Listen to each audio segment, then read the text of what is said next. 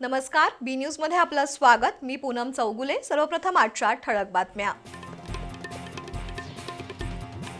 गोकुळ दूध संघावरील प्रशासक नियुक्ती रद्द करावी आणि संचालक मंडळाला मुदतवाढ देण्याची मागणी सर्वोच्च न्यायालयाने फेटाळली।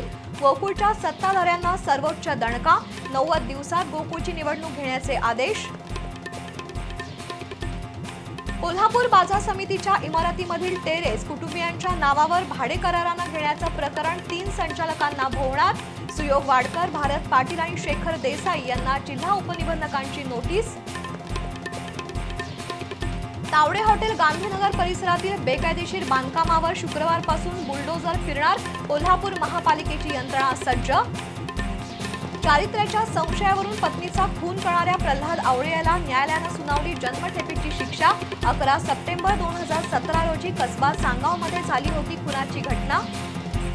आणि अमेरिका इराण युद्ध थांबण्याच्या चर्चेने शेअर बाजारात मोठी उसळी।